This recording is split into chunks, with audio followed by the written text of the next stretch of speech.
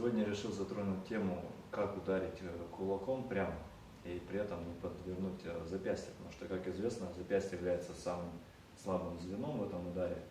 И все знают, что основное обучение строится на том, что надо очень сильно сжимать кулак. Вот сегодня я решил посмотреть, так ли оно или нет, на примере пластилинчика. Вот он гладенький, да. Если я его сожму, то появляются борозды пальцев. Соответственно, если я буду ударять и борозды не останутся, значит теория несколько несправедлива. Нет ничего. Ну, попробуем.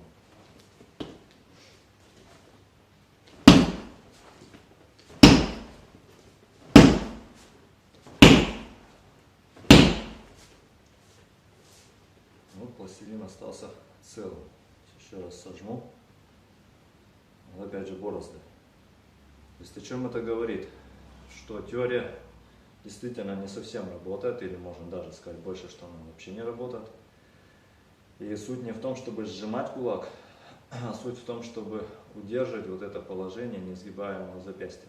Как это уже делать, это другой разговор, но тем не менее. То есть не в сжатии дело в удержании. Можно попробовать даже бить таким образом, да, то есть сильно не прижимать даже пальцы, то есть просто сформировать, и все равно удар получается.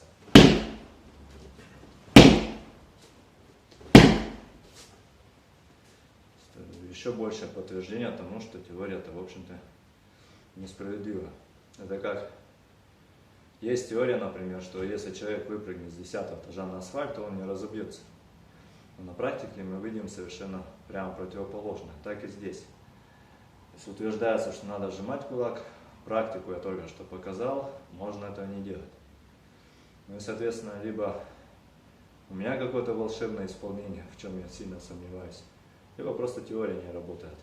И дело совсем в другом.